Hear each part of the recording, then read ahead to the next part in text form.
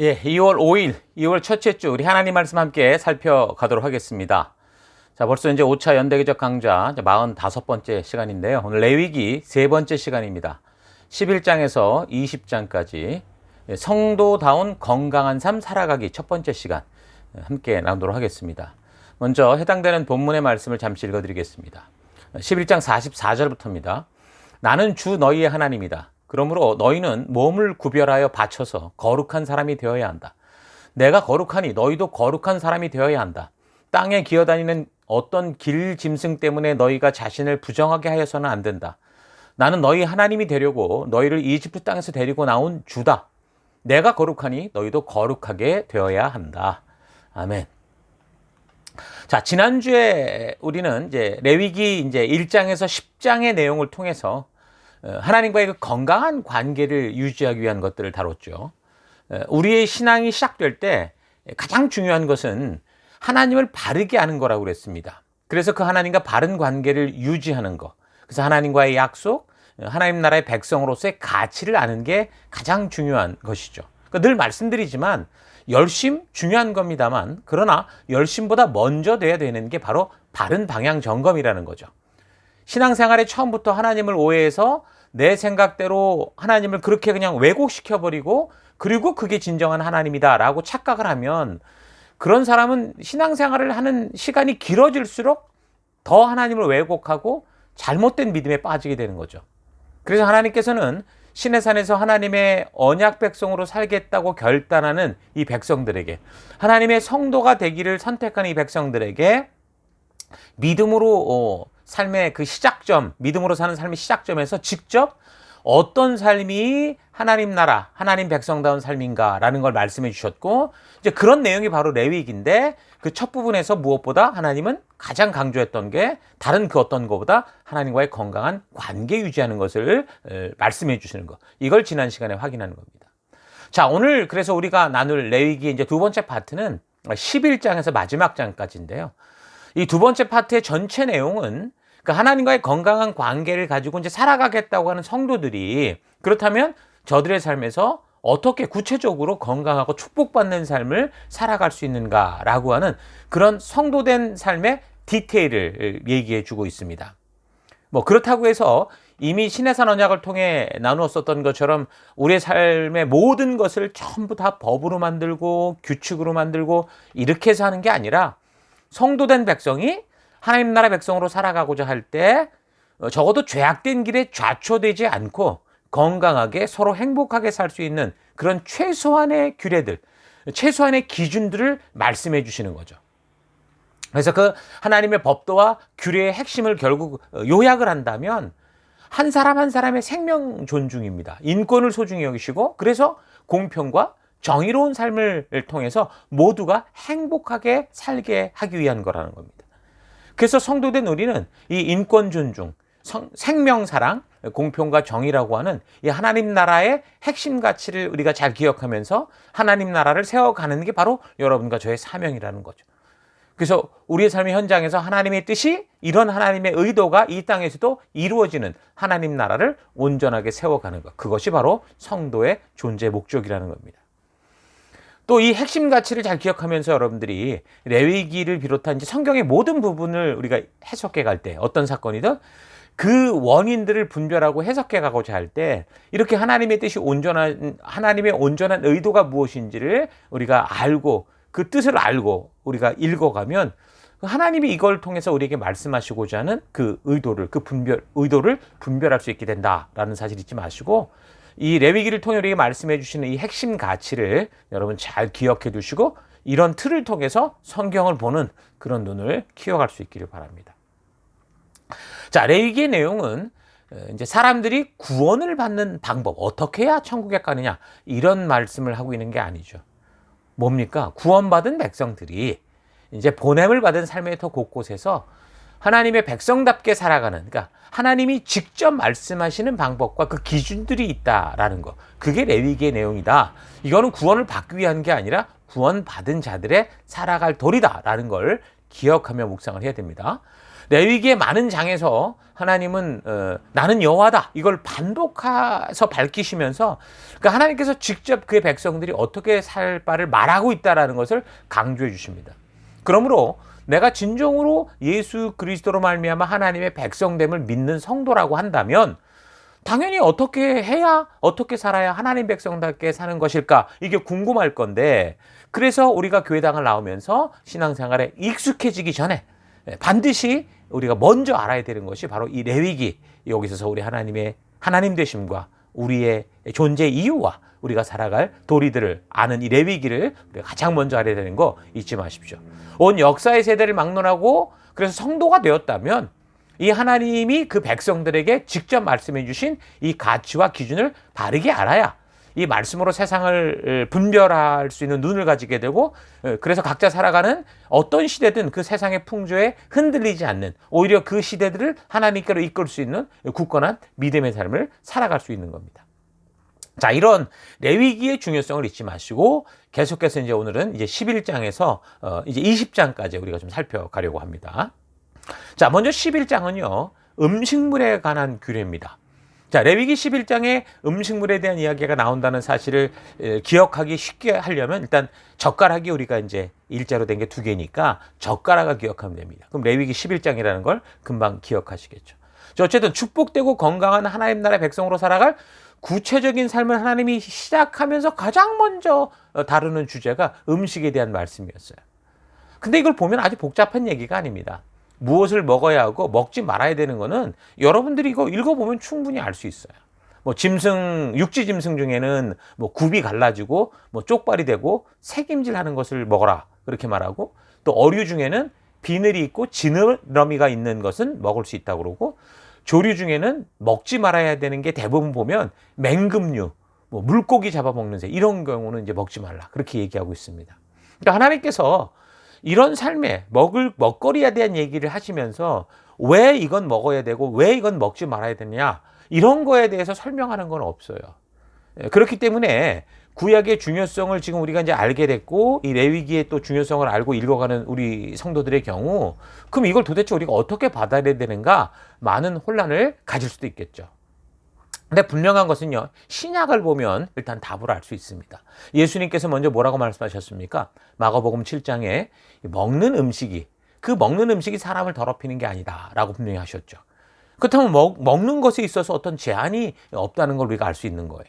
사도 바울 또한 뭐라고 그랬습니까? 이방인 전도가 이루어질 때 그 사도행전 15장에서 베드로 사도를 비롯한 그 교회 공의회 초대교회 처음 이 하나님의 이 교회가 이방인들이 이제 예수를 믿고 하나님의 자녀로 막 들어오니까 그때 이제 그럼 도대체 율법을 이 사람들이 어떻게 해야 되느냐 이런 얘기가 나왔을 때 우상에게 바친 제물 그리고 피 그리고 목매어 죽인 것과 음행을 멀리하는 것 외에는 다른 율법의 짐을 지우지 않는 게 옳다. 그 성령의 이름으로 그걸 공표했어요. 그래서 그렇게 본다면 여기도 지금 먹는 거에 대해서 나오잖아요. 신약시를 살아가는 그래서 우리는 사실 아무런 편견 없이 음식을 섭취할 수 있다라고 보면 됩니다. 자, 그런데 여기 11장 음식 관련된 이 장 11장하고 18장에 가면 성적인 문제를 언급할 때가 있는데 그것과 그리고 19장에는 사회 규범에 대해서 말씀할 때 그리고 20장에서 우상 숭배에 대해 말씀할 때 보면 아주 강조하듯이 하나님이 내가 거룩하니 너도 거룩해라 하는 명령을 분명하고 확고하게 말씀하고 있는 것을 우리가 좀 주목해 볼 필요가 있습니다. 18장에서 이 성적인 문제에 대해서 말씀할 때는 다른 장관들 달리 또 뭐라고 말씀하셨냐면 너희는 이집트의 풍속이나 가나안의 풍속을 따라 살지 말고 내가 너희에게 가르쳐 주는 대로 살아야 된다라고 분명하고 구체적으로 그러니까 세상 문화와 구별된 삶, 거룩한 삶을 살 것을 요구하시는 그 분명한 기록을 보여주고 있습니다. 자, 그렇게 보면 지금 음식 관련된 부분, 성적인 부분, 그리고 우상 숭배 문화에 관련된 이런 부분들을 말씀하실 때 굳이 하나님께서 내가 말해 주는 것과 같이 너희는 이렇게 거룩하게 구별된 삶을 살아라. 거룩, 구별된 삶, 분리된 삶, 이걸 아주 특별하게 강조해서 명령하시는 것을 볼 때 그 음식물을 비롯한 이렇게 언급하는 규례에 대해서 왜 이렇게 강조하여 말씀하셨을까? 그 하나님의 뜻을 잘 분별하고 좀 더 신중하게 생각해 볼 필요는 분명히 있는 거죠. 그 당시 하나님의 자녀답게 살겠다고 그 시내산에서 결단한 이 백성들에게 하나님께서 가장 먼저 이런 규례를 주시는 이유와 특별히 이걸 강조해서 말씀하신 의도를 우리가 알아야 우리가 지금 이 시대를 살아가면서 하나님께서 거룩과 그 부정함을 구별하여 알려주신 그 의도, 왜 정결한 것과 부정한 것을 말씀하셨을까라는 의도를 우리가 알 수 있고, 그래야 이 시대에 우리가 온전하게 하나님의 뜻을 따라 살아갈 수 있기 때문이죠. 자, 이런 사실을 기억하면서 차분히 여러분 묵상을 해 가야 됩니다. 자, 그래서 보면 11장에는 그렇게 이제 정결한 짐승, 뭐 부정한 짐승과 관련해서 사람들이 겪게 되는 어떤 그런 일들에 대해서. 그리고 12장은 출산 후에 여인이 겪게 되는 또 부정함에 대해서. 또 13장, 14장은 차라트라고 불리는 이 피부병, 그러니까 문둥병을 일으키는 그런 부정함에 대해서. 그 15장에는 남녀의 성기에서 유출되는 분비물로 인한 부정함에 대해서, 그러니까 부정에 대해서 다룹니다. 자, 그러니까 11장은 뭐였어요? 금령에 관한 명령이라고 볼 수 있고, 12장에서 15장을 잘 보면 여러 사례들을 통해서 그렇게 부정하게 됐을 경우 어떻게 이것을 극복해야 되는지 회복의 방법에 대해서 말씀을 하고 있습니다. 자, 그러니까 11장에서 15장은 하나님 나라 백성답게 사는 일에 있어서 정결한 것과 부정한 것에 대한 분명한 기준을 지금 제시하고 있다는 거죠. 자, 그렇다면 그럼 무엇을 기준으로 정결한 것과 부정한 것을 구분하는 것이냐, 이걸로 생각해 볼 필요 있겠죠. 일단 쉽게 생각하면 이렇습니다. 창조주이신 하나님께서 인간에 대해 인간보다 더 잘 아시니까 우리의 안전과 건강한 삶을 위해 주시는 가이드로 생각하고 그냥 그렇게 하라고 했을 때 그대로 따라서 순종하며 살면 되는 거예요.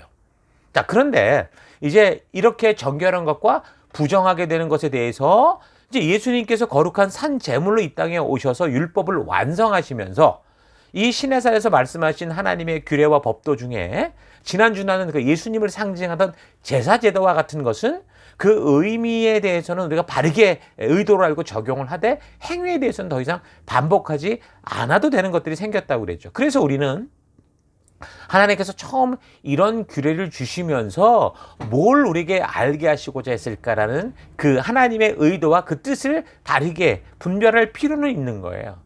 그래야 우리가 이 시대를 살아가며 예수님께서 완성하신 율법, 하나님이 처음 그 백성들을 구별하기 위해 주신 이 레위기의 말씀의 뜻을 따라 바르게 구별된 삶을 살아갈 수 있기 때문이죠. 자, 그렇게 보면 여기 11장에서 음식과 관련돼서 정결한 것과 부정한 것을 나누는 기준은 그럼 뭘까? 이것에 대한 여러 가지 해석들이 있는데요. 첫째는 이런 정결과 부정을 구별한 이유는 종교적 의미가 있다라고 보는 겁니다. 고대 이제 이집트의 신전에서 신을 형상화했던 그 짐승들이 여기 11장에서 이제 부정한 짐승으로 분류됐다 그러는 거죠. 그래서 여기서 부정적으로 여겨지는 것의 대부분은 모두 이방 신앙과 연관된 상징들이 있기 때문에 접촉해서는 안 되는 대상으로 그렇게 봤다라고 생각을 하는 거예요. 그런데 그렇게 생각을 하면 고대 근동지방의 여러 곳에서 우상으로 섬겨지던 그게 꼭 소나 송아지뿐만이 아니라 여러 가지가 있었잖아요. 당장 뭐 여기 제사에 쓰일 수 있는 소나 송아지 같은 경우는 하나님이 부정한 거라고 근데 간주하지 않는다는 거죠. 그럼 좀 이해가 안 되는 거죠. 만약 이방인의 신앙이나 이교도의 제사 의식에 연관된 사물과 대상이 모두 부정한 거라고 생각한다면 부정한 짐승의 목록 속에 소나 송아지 같은 건 빠져야 되는데 그게 아니니까 이 원인은 좀 우리가 생각해 볼 필요가 있다는 겁니다. 자, 둘째는 사회적 의미가 있다고 보는 건데요. 그러니까 레위기가 규정하는 이스라엘의 거룩함이라는 게 이스라엘 공동체가 거부감 없이 추구하는 그런 질서, 체제, 형태, 습관, 문화, 그러니까 이런 것이고 여기에서 벗어나는 것들이 이제 모두 부정한 것이다. 이렇게 이제 보는 거죠. 그러니까 깨끗하냐 부정하냐라는 기준은 종교 제사적 상징이 아니라 사회 문화적 상태를 드러내는 어떤 그런 은유적 표현이다라고 보는 거예요. 또 어떤 사람은 그래서 여기에서 이제 부정적인 것으로 분류되는 이 종류는 지금 보면 모두 팔레스틴의 그 생존 환경에서 생태학적으로 볼 때 또 경제적으로 보면 굉장히 부담이 되거나 비효율적인 것으로 여겨지는 그런 대상들이라는 거죠. 그래서 그 지역에서 사육하기에 적합하지도 않거나 또 쓸모가 적다고 여겨지는 그런 짐승들을 모두 만지거나 보거나 먹어서 안 되는 혐오 짐승들로 그렇게 분류했다라고 생각을 하는 거예요.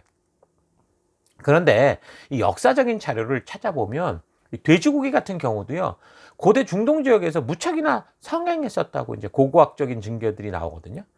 그런 걸 보면 또 이렇게만 이해하기에는, 해석하기에는 좀 부족해 보인다는 거죠. 자, 그리고 셋째는 도덕적, 윤리적 의미가 있을 거다라고 보는 겁니다. 그러니까 생명 경외 사상이 정함과 부정함을 구분하는 기준이다라고 생각하는 거죠. 그러니까 정함, 부정함이 의미하는 것은 살아있는 생명체의 목숨을 앗아가는 행위를 거부하자는 거고, 그래서 생명력의 상실, 생명 강탈을 방지하자는 어떤 윤리적 가르침이다라고 보는 거예요. 그러니까 육식 동물들을 먹어서는 안 되는 짐승으로 간주한 거나 또 피나 또 정액을 흘리는 상태를 부정한 것으로 규정한 이유가 사실은 모두 생명 존중 사상과 이게 연결되어 있는 어떤 그것을 강조하기 위한 수단이다라고 생각을 하는 거죠. 자, 그런데 부정한 것을 멀리하라고 하는 그 가르침의 이면에 생명 존중의 사상이 깃들어 있다면 그럼 당장 뭐 살아있는 짐승을 죽여라. 그래서 제물을 바쳐라. 이것도 좀 이해가 잘 안 되는 부분이잖아요. 그래서 이것도 좀 이해하기 어렵다는 겁니다. 자, 네 번째는요. 이런 정결과 부정을 구분한 이유가 다른 게 아니라 위생적인 의미고 건강한 삶을 위한 것이다라고 보는 거예요. 그러니까 11장의 부정한 먹거리들은 보면 대부분 사람이 식용으로 삼기에는 좀 해롭거나 더러운 짐승들이었습니다. 비위생적이고 그것을 먹는다고 뭐 당장 죽지는 않지만 결국 사람의 건강을 해치는 게 대부분이었다라는 거죠. 그래서 과거에는 그것을 알기 힘들었지만 근데 이제 과학과 의학이 막 발달하면서 충분히 지금 이거는 이런 것이 몸에 안 좋구나라는 걸 알 수 있게 됨으로 말미암아 이제 이해되는 것들이 있어요. 그래서 돼지고기나 개고기처럼 기름이 많은 음식을 먹으면 그것이 점차 결국은 고지혈증 같은 것을 유발시키는 원인이 되죠. 처음 젊었을 때야 운동도 많이 하고 괜찮으니까 뭐 그런 걸 먹어도 몸에 영향을 주는 것 같지 않지만 근데 어떻게 쌓이는 거예요. 나이가 들면서 그런 것들이 몸에 쌓이고 피를 타고 피를 혼탁하게 하고 그렇게 이제 피를 타고 돌다가 그게 간에 쌓이고 뭐 그게 심해지면 지방간 되는 거고 그 지방간이 심해지면 간경화가 오는 거고 간 기능 부전증 이런 데로 이어지는 것을 우리가 알 수 있게 되는 거죠. 자, 그러니까 돼지고기를 먹으면 지옥 가는 게 아니고 병원으로 갈 수 있다는 거예요. 그러니까 어류의 경우도 하나님께서 먹지 말라고 한 거는 아예 미끄럽게 해서 잡기 어렵게 만든 게 대부분이더라고요. 또한 대부분 하나님이 금하시는 생물들은 조류의 경우도 먹이 사슬의 윗부분에 있어요. 그래서 마치 썩어서 감염을 일으킬 수 있는 그 시체 처리반 같은 거, 말하자면 시체 청소부 같은 역할을 하게 하는 거죠. 그렇게 보면은 그 썩어간 것들을 먹게 되니까 환경 호르몬이 가장 많이 축적될 수 있는 그런 존재죠. 그런 거 사람이 잡아먹으면 위험한 것들이다라고 볼 수 있는 거예요.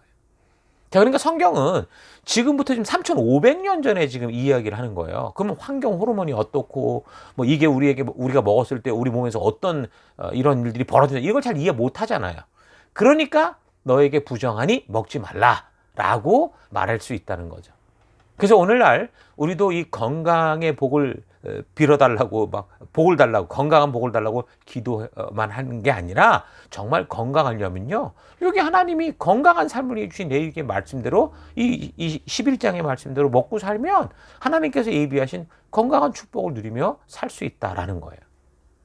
자, 그리고 부정한 짐승이나 곤충들의 죽은 시체에 닿는 것에 대해서 이제 부정하다라고 표현을 하는데 보편적으로 이제 죽은 사체는 막 사람이 죽으면 어떤 죽게 되면 뭐 짐승이든 사람이든 살았을 때 기생하던 그 몸에서 함께 기생하던 갖가지 병균들이 다 이제 급속하게 빠져나가게 되죠. 또한 죽은 시체들 죽게 되면 어디서 뭐 알게 되는지 그 급속도로 기생충들이 막 생기면서 그걸 이제 부패시키는 거죠. 그러면서 전염병을 일으킬 수 있는 일들이 발생을 합니다. 그래서 이제 그것이 사람에게 닿았을 경우 쉽게 말해서 오염될 수 있는 여지가 많기 때문에 그것에 접촉할 경우 항상 몸이나 옷을 깨끗하게 씻어서 정결하게 하라고 말하는 거예요. 그것도 이제 전염될 가능성이 많은 것 같은 경우는 흐르는 물에 그걸 싹 씻으라 이런 식으로 얘기를 하는 소독하라 그 말인 거죠. 자, 그러니까 11장에서 이렇게 먹을 것에 대해서 정결한 것, 뭐 부정한 것으로 말씀하는 모든 조치의 이유는 사람들의 건강, 결국 공동체의 건강한 삶을 살게 하기 위한 것이다라고 우리가 예측해 볼 수 있어요. 그래서 정결과 부정의 개념이라는 게 바로 우리의 건강한 삶을 위한 것이다라고 보는 게 성경적 해석이 아닐까 볼 수 있다는 거죠. 12장에 보면 산후조리를 해야 되는 여인들에 대해서 나오잖아요. 그걸 부정한 여인이라고 격리시키고 있단 말입니다. 이것도 뭐냐면 위생을 모르던 그런 시기에 출산한 여인을 보호하기 위한 건강상의 이유가 크다는 거예요. 뭐 오늘날에야 뭐 소독, 뭐 멸균 이런 개념들이 정확했지만 인류 역사에서 이런 위생 개념이 생긴 건 그렇게 오래되지 않았습니다. 우리나라 경우도요, 1950년대만 해도요, 바이러스가 무엇인지조차 전혀 모르는 그런 사회였었어요. 요즘에도 손만 잘 씻어도 이 감염을 비롯한 웬만한 병을 예방한다고 의사들이 종종 이렇게 얘기를 할 정도잖아요. 그리고 사실 이런 사실은 이번에 코로나 바이러스로 3년 뭐 고생하면서 너무도 분명하게 이런 사실을 알게 됐죠. 자, 그리고 13장, 14장의 내용도 그래요. 악성 피부병, 전염병을 예방하고 관리하는 처방을 가르치거든요. 그러니까 지금도 그렇지만 전염병이 한번 돌면 아주 심각한 국가적 문제로 삼습니다. 그래서 국가가 나서서 해결하려는 것을 볼 수 있죠. 우리가 근래 너무도 심하게 겪고 지금도 그 여파가 가라앉지 않고 있는 이 코로나 바이러스를 비롯해서 근래에도 종종 이런 전염병들이 우리 사회를 굉장히 곤란하게 했습니다. 발전된 과학사회요, 의학이 첨단을 달리고 있는 사회라고 해도 아주 이런 사회를 최고의 위험으로 몰아가는 게 전염병이었습니다. 오늘 이 시대만이 아니라 그렇게 보면 인류 역사 속에서도, 그래서 각 사회 속에서 보면 그 역사 속에 아주 경악할 만큼 수많은 사람들이 집단적으로 죽는 그런 사건들이 있었었는데, 그런 역사들을 우리가 알고 있잖아요. 그것도 결국 왜 그래요? 다 전염병이었다라는 거죠. 그래서 하나님께서 이런 일들을 미리 예방하고 건강한 사회를 만드시도록, 건강한 삶을 살 수 있도록 이런 가이드를 주셨다라고 보는 거예요. 15장에 보면 이제 각종 성병이나 성질환 이 위험을 환기시키는 규정도 그래요. 결국 모두 위생적으로 청결한 삶을 유지하려는 그런 의도와 연관된 말씀이다라는 걸 알 수 있습니다. 그래서 저는 레위기 11장에서 말하고 있는 이 정결과 부정의 개념이 앞서 다룬 세 가지 이유보다 이 건강한 삶을 위한 이유가 가장 타당성이 있다고 봅니다. 하나님은 지금 종교 규율을 만들어서 사람들을 종교의 노예로 삼으려고 하는 게 아니라 하나님 나라 백성으로 살아갈 이 사람들이 이 땅을 살아갈 때 영적인 문제만이 아니라 육체적으로도 건강하고 행복하게 살아갈 수 있는 그런 길들을 지금 제시하고 있잖아요.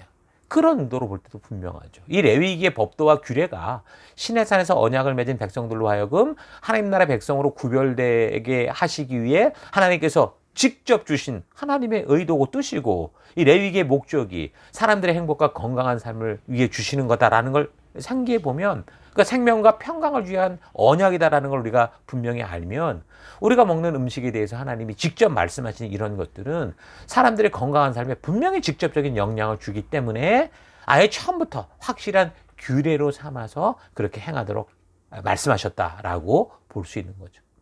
자, 이런 사실을 보면 우리는 보통 율법이 무슨 종교적 규율이다라고 생각을 하는데 절대 그렇지 않다라는 걸 확실히 알 수 있습니다.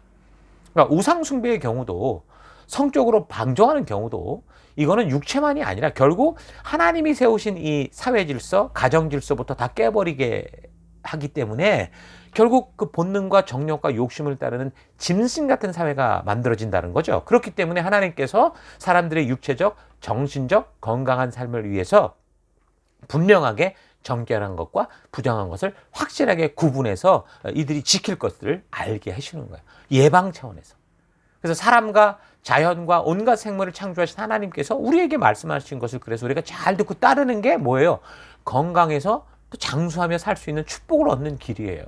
우리가 자녀를 얻는 임신의 문제도 그래요. 오늘날 너무 환경 호르몬 문제나 우리의 삶이 편리를 따라 살아가다 보니까 자연식보다는 지금 굉장히 인스턴트를 많이 먹잖아요. 또 그뿐만이 아니라 이 원치 않는 임신이나 이런 것 때문에 하는 이런 모든 그 예방 조치 같은 이런 것들이 결국에는 하나님의 자연스러운 이 축복을 우리가 자꾸 우리 스스로 조절하려고 하는 결과를 낳고, 그래서 임신도 힘들고 여러 가지 어려울 수 있다는 거예요. 그래서 지금 여기서 제시하는 이 말씀대로 우리가 먹고 또 따라가게 되면 충분히 하나님의 창조의 그 기쁨을 우리가 누릴 수 있다는 거 잘 기억했으면 좋겠어요. 여러분, 출애굽 초기 그 마라에서 쓴너를 만나서 막 백성들이 불평할 때 하나님께서 법도와 규례를 주시면서 뭘 약속하셨습니까? 출애굽 15장 26절 이르시되 너희가 너희 하나님 나 여호와의 말을 들어 순종하고 내가 보기에 의를 행하며 내 계명에 귀를 기울이며 내 모든 규례를 지키면 내가 애굽 사람에게 내린 모든 질병 중 하나도 너에게 내리지 아니하리니 나는 너희를 치료하는 여호와다. 여호와 라파의 하나님이다라고 말씀하셨어요. 그러니까 하나님의 구원받은 백성들이 결국 거룩하고 건강하게 복을 누리며 살도록 레위기를 주신 것이기 때문에 의사들은 뭐 수술을 통해서 치료를 한다고 할 수 있지만 교회는 목사는 우리 성도들은 이 하나님의 약속과 우리를 건강케 하신 이 말씀을 통해 그래서 우리 서로 예방하고 성도들을 예방하고 그래서 이 레위기 하나님 주신 말씀대로 먹고 이 말씀대로 살고 말씀대로 지키게 해서 어떻게 하는 거예요. 결국은 이 세상의 그 어떤 의술로도 책임질 수 없는 건강한 축복을 누리며 살아갈 수 있도록 우린 그래서 열심히 말씀으로 도와야 된다라는 거 잊지 않았으면 좋겠습니다. 자, 그 15장에는 속죄일과 대속일 규례를 말해주고 있습니다. 1년에 한 차례 이제 7월 10일에 이스라엘 백성들은 모두 아무 일도 하지 않고 금식하면서 자신의 죄를 회개하고 깨끗게 하는 날을 명령받습니다. 그러니까 이 날에는 먼저 이제 대제사장 자신부터 시작해서 그 대제사장의 가족을 위해 속죄제를 드리고 또 온 백성들 위해서도 속죄제를 드리고 또한 죄로 더럽혀진 것 성소도 깨끗게 하고 그리고 국가적인 이 속죄를 드리는 그런 날로 정했습니다. 그래서 이 날에는 2마리의 염소를 취하도록 했는데 그걸 제비 뽑아서 한 마리는 하나님께 속죄의 제물로 드리고 다른 한 마리는 이게 아사셀 염소라고 그래서 이스라엘 백성의 죄를 그쪽에 다 짊어지게 하고 광야로 쫓아내 버렸습니다. 그러니까 이날 대제사장은 그 1년에 한 차례만 들어갈 수 있는 그 성막의 그 지성소 거기로 들어가서 희생의 피를 가지고 들어가서 용서를 구하고 용서받는 그런 시간을 가질 수 있었고요. 그래서 이 속죄일은 백성들에게 있어서 가장 엄숙한 날이었어야 됐고 또 그 하나님의 약속 앞에 나를 되돌아보는 철저히 나를 되돌아보는 복종의 날이었습니다. 그래서 바르게 회개하고 이 날을 그런 하나님의 의도를 따라 바르게 지키지 않으면 하나님께서 뭐라고 그랬냐면 이 하나님 나라 백성된 자리에서 끊어질 거다라고 말씀하신. 그러니까 결국 뭘 말씀하고자 하는 걸까요? 죄의 무서움이죠. 하나님의 뜻도 잘 알지 못하면서 마음대로 살아가는 것이 얼마나 위험한가라는 걸 알게 하는 겁니다. 죄가 뭡니까? 하나님의 말씀을 무시하고 자신의 욕심대로 살아가는 건데 이것은 결코 하나님께로 돌아올 수 없는 죽음의 함정이기 때문에 하나님께서는 이 죄에 대해서 아주 철저하게 경계하게 하시는 거죠. 일주일의 삶을 통해, 매 달의 삶을 통해, 매 분기의 삶을 통해, 또 1년의 삶을 통해 하나님은 늘 새롭게 하시는, 정결케 하시는 일을 하시는 거예요. 늘 방향을 우리에게 정확하게 제시해 주시고 그 길로 나아갈 수 있도록 하시는 거죠. 그래서 성도는 죄가 어떤 것인지에 대해서 민감해야 되고요. 그 하나님의 금하신 것들을 잘 숙지하고 있어야 됩니다. 그러니까 말씀을 잘 알고 있어야 된다 그 말인 거죠. 그래서 하나님은 이런 사실을 그 백성들에게 철저히 기억하게 하기 위해서 그 절차를 아주 신중하고 세밀하게 만들어서 사람들로 하여금 이 날을 잊지 않고 기억하면서 그 새로운 한 해를 살 수 있도록 바른 길을 갈 수 있도록 인도해 주시는 겁니다. 그래서 이 규례들 속에는 예수님의 대속을 상징하는 것으로 볼 수 있는 그런 이 부분들이 있잖아요. 그래서 이것을 레위기의 핵심처럼 이야기도 하거든요. 그런데 그 당시 사람들은 사실 뭐 대속의 어린 양, 이 제사가 뭘 의미하는지 어떤 그 대속의 어떤 진정한 의미를 알지 못하는 입장이었잖아요. 그러면 이제 일단 이 대속죄일의 의미가 그 당시 백성들에게 어떤 의미였는지 우리가 바르게 파악하는 게 나중에 이제 바르게 대속의 양 예수 그리스도를 이해하는 그런 길이 되겠죠. 그래서 우리가 역사를 이렇게 잘 알고 이런 의미를 그들은 어떻게 받아들였을까? 하나님은 어떤 의도였을까라고 우리가 생각해 보는 것 중요하다는 거예요. 그래야 우리가 예수 그리스도께서 십자가에 대속의 피를 흘리는 그 의미를 깊고 바르고 온전하게 알 수 있게 되는 겁니다. 자, 그래서 이 16장에는 속죄와 대속죄에 대한 부분을 다루고 있고요. 자, 17장에는 이제 피와 기름을 먹지 말아라 이렇게 얘기를 합니다. 11장의 그 음식물 규정에 대해 나눌 때 이미 말한 것처럼 하나님은 우리가 건강하게 축복을 누리며 살 수 있도록 우리에게 좋지 않은 것은 먹지 않도록 그렇게 규정을 뒀다고 했죠. 이런 사실을 이해하지 못하면 그런 음식을 먹을 때 부정하게 된다라는 말을 잘못 오해하게 돼서 이게 무슨 구원과 뭐 연관된 뭐 이런 어떤 종교적인 행위로 착각을 할 수 있습니다. 여러분, 우리는 레위기에서 제시되고 있는 규례들이 하나님을 위한 어떤 종교적 그런 규례가 아니라 사람을 위한 것이라는 이 중요한 핵심적인 안목을 지금 가지고 살피고 있는데, 그러니까 그렇게 보면 피를 먹지 말라 하는 것에 있어서도 같은 원리로 보면 되죠. 일단 피채 먹지 말라고 한 명령은 여기 레위기에서 언급하기 이전에 사실 홍수 심판 이후에 변화된 세상이 시작될 때 하나님께서 이미 명하신 것이었어요. 창세기 9장 3, 4절을 보면 뭐라고 말하면 무릇 산 동물은 너희의 식물이 될지라 채소같이 내가 이것을 너희에게 주노라. 그러나 고기를 그 생명되는 피채 먹지 말라. 그렇게 분명히 말씀하거든요. 뭐 이렇게 말씀하신 이유에 대해서 많은 각도로 추측하고 연구하고 이야기를 하지만 제가 생각할 때 그 이유를 따지기 전에 가장 먼저 하나님이, 그러니까 창조주가 뭐 창세기나 뭐 여기 레위기나 그리고 이제 교회 시대가 열리는 신약에서도 이방인이면서 기독교인이 되는 그런 사람들에게 피채 먹는 걸 금지했던 이런 걸 볼 때 우리의 건강한 삶과 영원한 삶을 위해서 우리를 인도하시고자 하는 하나님의 뜻이구나. 그렇게 알고 먹지 않는 게 좋다라고 생각을 합니다.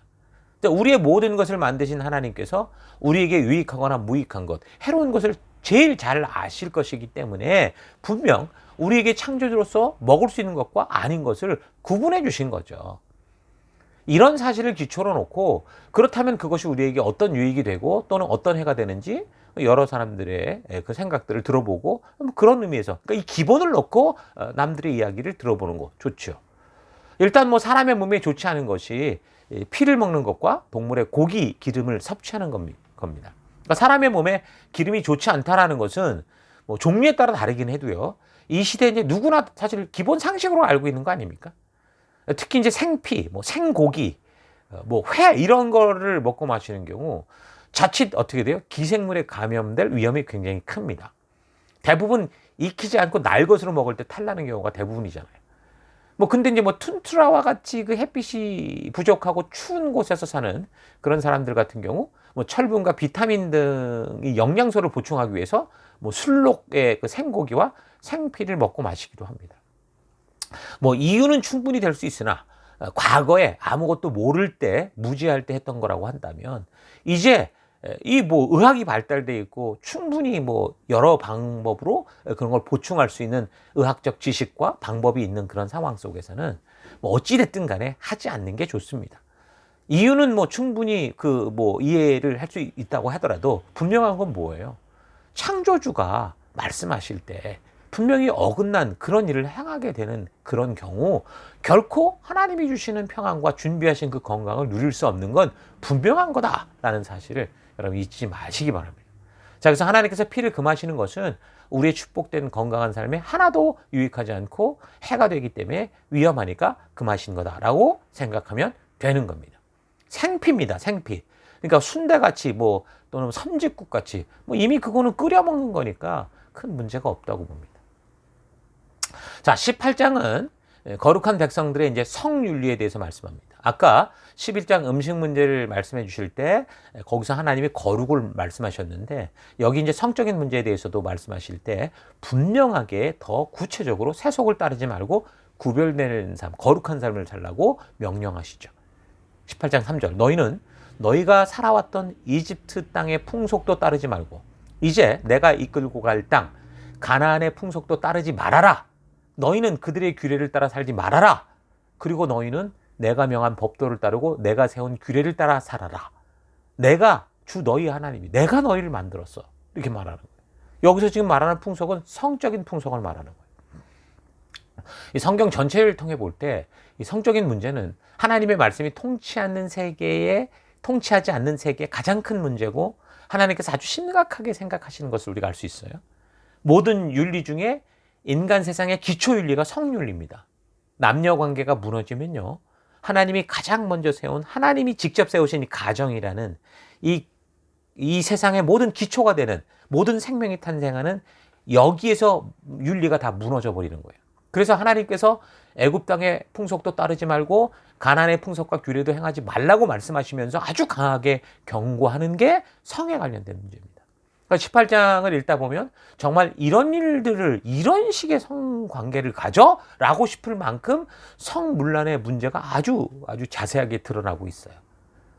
근데 참 무서운 게 뭐냐?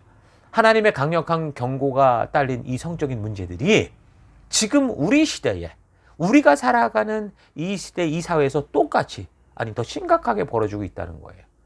요즘에도 한국 뭐 뉴스에 청소년들이 가는 모텔 이래가지고 무슨 심각한 문제가 벌어지는 것이 여러분 알 수 있을 겁니다.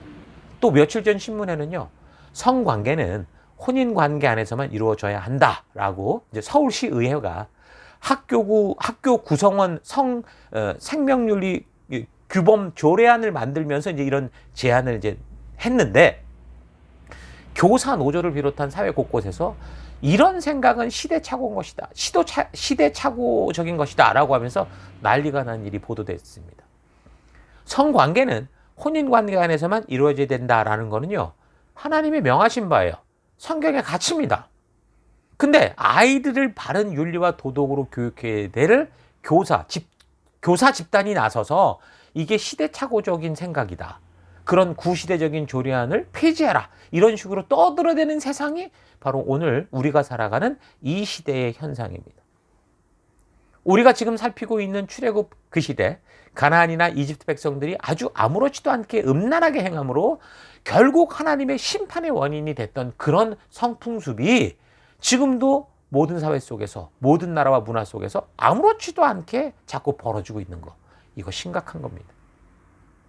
성경 역사를 보면 이런 사람들과 이런 이 성문화에 대해서 하나님께서는 그런 삶에 대해 엄하게 금할 것을 명하시고, 근데 끝까지 고집하며 욕정을 따라가는 그 새와 나라들 같은 경우는 결국은 멸망시키는 것을 분명히 볼 수 있습니다. 성적인 성경의 기준을 무시하고 욕정대로 고집스럽게 살아갈 때 소돔과 고모라와 같이, 가나안과 같이 결국 하나님의 심판에서 벗어날 수 없고 그 결과는 완전히 멸망이다라는 이 사실 여러분 잊지 말아야 됩니다. 자, 그런데 이제 교회에 반감을 가진 사람들이 그런 이 멸망을 일으키는 이런 죄악의 근본적인 원인에 대해서 전혀 알지도 못하고 무지한 채 겉만 보는 거죠. 가나안 전쟁을 통해 하나님께서 무자비하게 사람들을 죽이라고 그랬다, 이스라엘에게 그리고 일방적으로 뭐 너는 내가 택했으니까 축복한다, 이랬다라고 하면서 비꼬는데, 그건 성경을 잘 몰라서 하는 소리예요. 18장 24절, 너희는 이 모든 일로 스스로 더럽히지 말라. 내가 너희 앞에서 쫓아내는 이 족속들이, 가나안 족속들이 이 모든 일로 말미암아 더러워졌고, 어떤 일이요? 그 18장에 지금 얘기하는 변태 성욕들, 이런 것 때문에 더러워졌고 그 땅도 더러워졌으므로 내가 그 악으로 말미암아 벌하고 그 땅도 스스로 그 주민을 토해낸다, 그렇게 얘기를 합니다.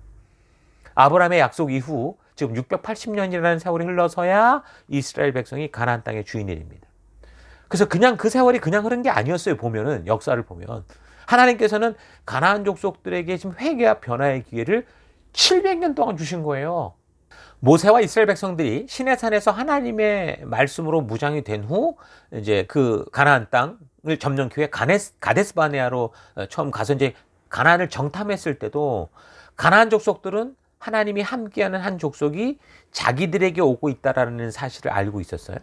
그런데 이 이스라엘이 그 정탐권으로 말미암아 실패하고 다시 40년 광야 생활을 하게 되는데, 그걸 잘 보면 그 또한 뭐예요?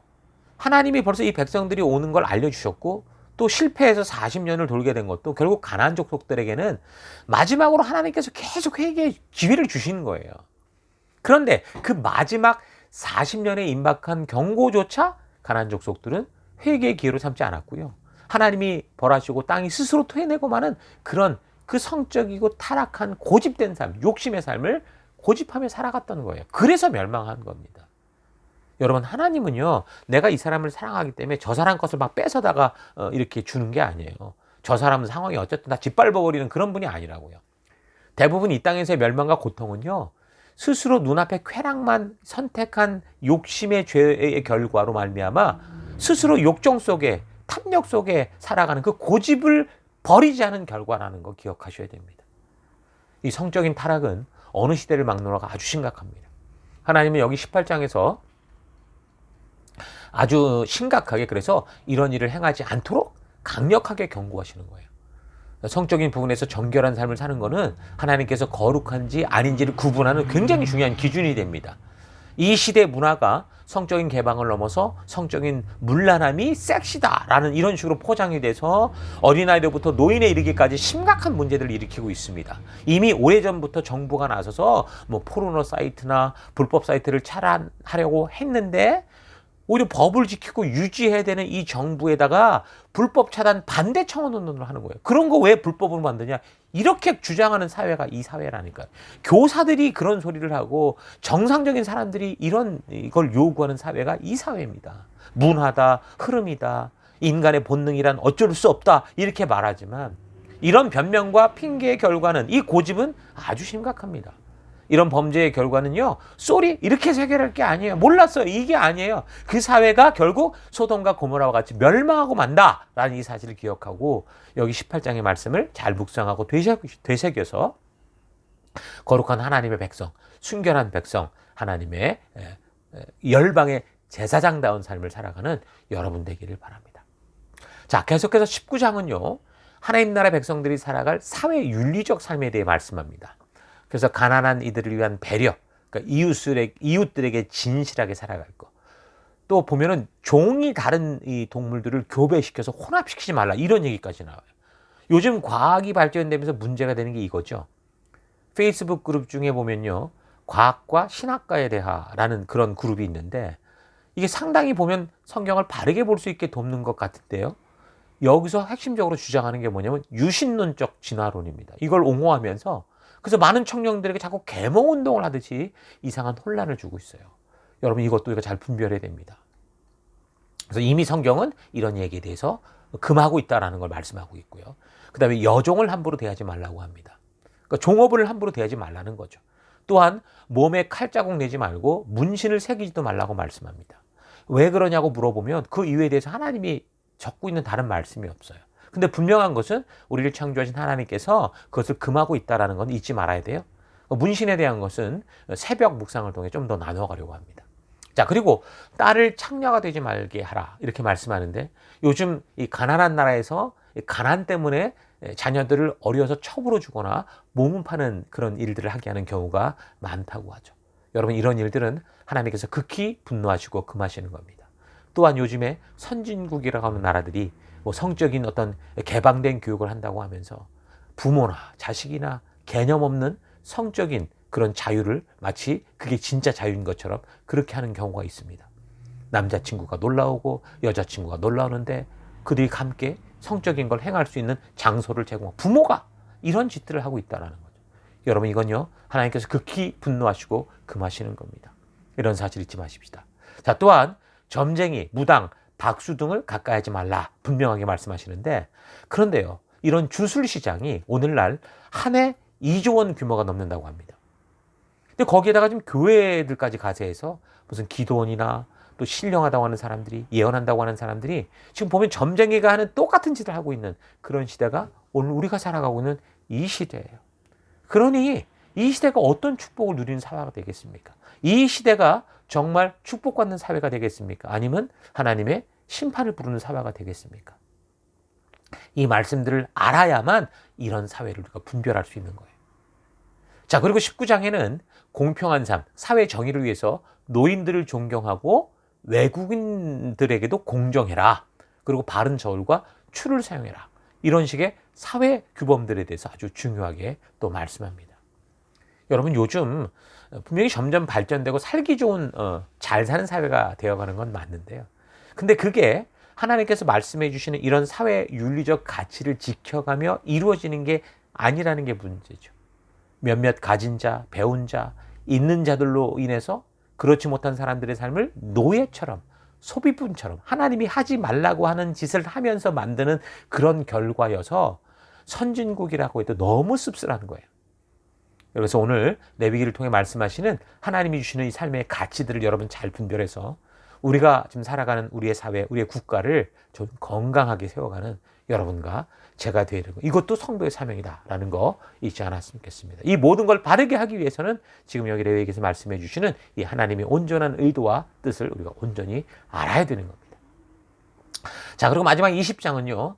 반드시 죽여야 되는 그런 죄에 대해서 말합니다. 20장에는 사형에 해당되는 죄에서 여러 가지 이야기를 하는데요. 여러분 생명을 창조하신 분이 하나님이십니다. 그리고 그 생명을 소중히 여기시는 분이 하나님이십니다. 그런데 그 하나님이 생명을 끊어라 라고 하는 거는 참으로 우리가 심도 있게 묵상해야 될 부분이죠. 왜 그렇게 하라고 하시는지에 대한 분명한 그 의도를 우리가 바르게 분별해야 됩니다. 자, 예를 들어 자녀를 제물로 바치는 우상 숭배자들, 부모에게 대드는 자들, 접신하는 사람들, 무당이나 무당을 찾아가는 사람들, 근친상간하는 사람들, 동성연애자들, 짐승과 성행위를 하는 자들, 이런 죄를 저지르는 자들은 반드시 죽여라, 이렇게 말합니다. 가나안 땅의 족속들이 이런 일들을 하나님께서 지겹고 역겹게 생각하실 정도로 행해왔기 때문에 저들이 가나안 땅에서 지금 쫓겨나는 것이고 주인되지 못하고 멸망당하는 거다, 분명하게 말씀하고 있습니다. 하나님을 알 때 전능하신 능력 외에 하나님의 인격적인 사랑을 모르는 사람들은 그래서 이 20장에서 하나님을 잔인하다 이런 식으로 오해합니다. 그러나 우리가 레위기의 목적을 지금까지 알고 생각하며 묵상해 왔던 것을 잘 생각해 보면 분명한 답을 합니다. 그러니까 20장의 결론적인 교훈은 뭐예요? 다 죽이라는 게 목적이 아니라 이렇게 해서 너희 중에 악을 제거해라. 하나님의 뜻과 기준을 무시하고 살아가는 죄악의 길을 끊어내라라는 거죠. 이 세상에 있어서 지속되어서는 안 될 죄악은 단호하게, 엄하게 다스려서 감히 그런 죄를 지을 생각을 하지 못하게 엄하게 다스려서 그런 죄로 말미암아 저주받는 사람을 없게 하라는 거예요. 자, 그래서 율법을 통해 하나님께서 강하게 이렇게 강조하는 것의 목적은 결국 전체 공동체를 멸망의 길로 이끄는 그런 악을 제하기 위한 것이다 라는 거 잘 기억해야 됩니다. 그래서 온 세상을 지옥으로 가게 하는 이 악이 이 땅에 발을 붙이지 못하게 해라. 이게 그 강하게 금하시는 목적이라는 것 잊지 않았으면 좋겠어요. 다시 말하지만 우리가 레위기를 볼 때 자꾸 그래서 이제 결과론적으로 보면 안 돼요. 왜 이런 말씀을 하셨는지, 처음에 왜 이 백성들이 그 삶을 시작하기 전에 왜 이런 말씀을 하셨는지 그 목적을 따라, 그러니까 예방론적인 안목으로 이걸 우리가 볼 수 있어야 돼요. 왜 그래요? 하나님께서 이 레위기의 말씀들을 하나님의 열방의 제사장 나라로 살기로 결단한 후에 그러면 어떻게 하나님 나라 백성답게 살아갈 수 있는가를 말씀해 주시면서 주신 그 법도와 규례들이기 때문에 왜 이런 것을 말씀하셨는가? 예방적인 차원에서 그 눈으로 봐야죠. 일이 벌어져서 일을 수습하려고 하는 게 아니고 그런 일이 벌어지기 전에 미리 하나님께서 그런 혼탁한 사회, 멸망으로 가는 사회가 되지 않도록 예방하시기 위해서 말씀해 주신 게 바로 이 하나님의 가치와 명령이 담긴 레위기의 말씀들이다라는 거예요. 이전에 우리가 몇 번 살폈듯이 이에는 이, 눈에는 눈, 뭐 생명은 생명으로 하는 그 동형보복법 같은 경우도 첫째는 뭐라고 그랬어요? 예방을 위한 거라고요. 그리고 둘째는 바른 판결을 위해 그렇게 말씀한 거지 무슨 개인 행동 윤리 강령 이런 게 아니라고 그랬습니다. 그런데 이런 것을 지금 이슬람권 사람들 같은 경우 아직도 개인 행동 윤리 강령인 줄 알고 누군가가 차를 가지고 우리 아이를 쳤다. 나도 차를 가지고 그 집 아이를 막 쳐버리는 이런 식으로 막 이렇게 풀어가는 경우가 많죠. 전혀 하나님이신 법 정신을 잘못 알고 있는 겁니다. 자, 그런 것처럼 20장에 반드시 죽여야 한다는 이 죄도 예방 차원의 법이고 법의 목적이 일벌백계, 그러니까 엄하게 다스리는 거지 계속 죽이고 또 죽여라 이렇게 해야 된다 이런 게 아니라는 것 잊지 마십시오. 자, 그래서 레위기의 법을 이해할 때 우리는 이런 하나님 주신 법의 목적, 법의 정신, 법의 의도를 잘 염두에 두고 봐야 되는 거 잊지 않았으면 좋겠습니다. 자, 오늘은 여기 이제 20장까지 살폈는데요. 21장부터 우리 마지막 또 27장까지 우리 같은 안목을 가지고 계속해서 다음 주에 살펴나가도록 하겠습니다. 자, 오늘 우리 들은 말씀을 가지고 잠시 묵상하며 기도하겠습니다. 다 같이 묵상하겠습니다.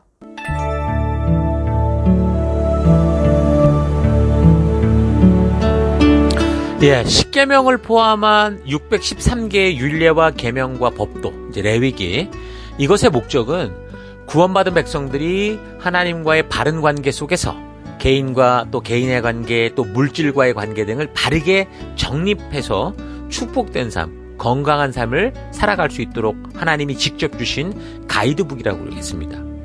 이걸 잘 기억해야 돼요. 그래서 어느 시대를 막론하고 하나님의 백성된 자들의 영원한 생명과 평화를 주는 하나님이 직접 주신 하나님 나라 백성된 자들의 정체성이요, 삶의 기준이요, 삶의 가치가 있는 거죠.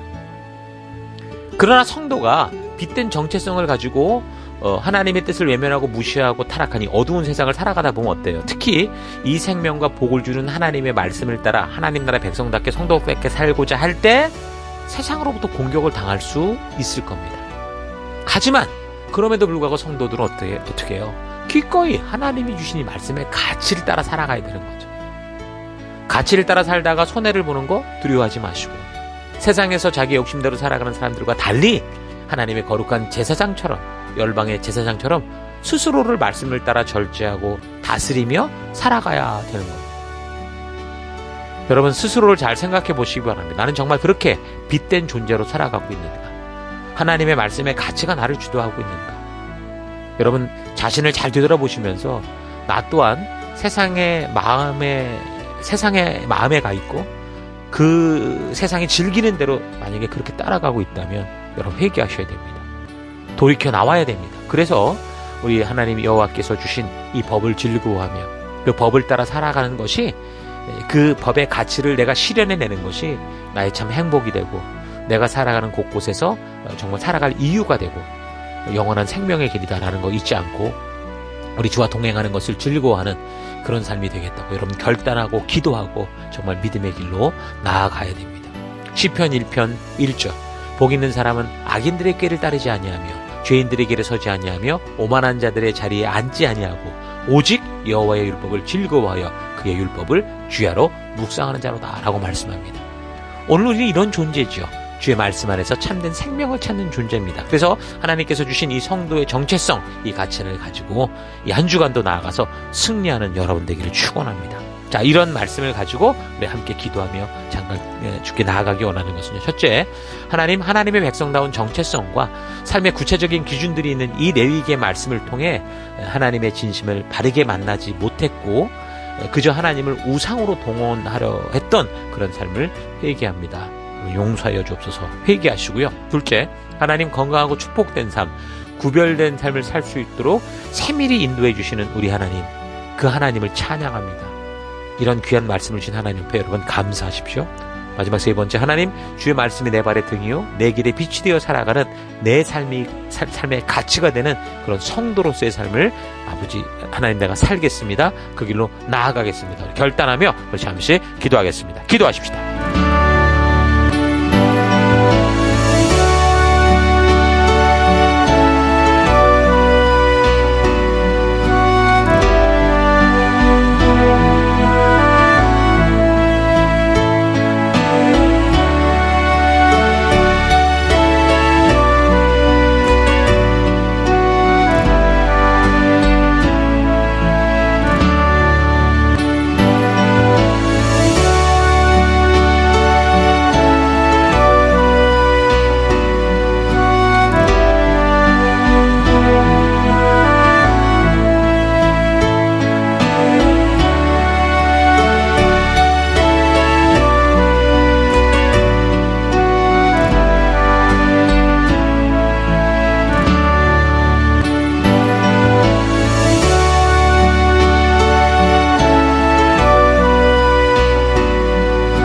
하나님, 오늘도 우리가 레위기의 말씀을 통해서 우리를 위해 애쓰시고 우리를 위해 축복된 길을 예비하시는 하나님의 마음을 나누었습니다. 하나님, 그런데 하나님의 백성다운 정체성과 삶의 구체적인 기준들이 있는 이 레위기의 말씀을 통해 하나님의 진심을 만나간 게 아니라 그저 하나님을 나를 위한 우상으로 동원하려고 그렇게 살아왔던 것 하나님 회개합니다. 용서해 주옵소서. 하나님, 이제 건강하고 축복된 삶, 구별된 삶을 살 수 있도록 하나님 세밀하게 주신 이 말씀의 가치만을 붙들고 살아가는 내가 되길 원합니다. 먼저 이런 귀한 길을 주신 하나님을 찬양합니다. 감사합니다. 주의 말씀이 내 발의 등이요 내 길에 빛이 되어 살아가는 삶의 가치가 되는 하나님, 이 땅의 진정한 열방의 제사장다운 삶을 살아가는 내가 되길 원합니다. 이 한 주간도 그런 길로 나아가 주께서 이끄시는 거룩한 빛된 삶 사는 내가 되기를 간절히 바라옵고 예수님 이름으로 기도했습니다. 아멘.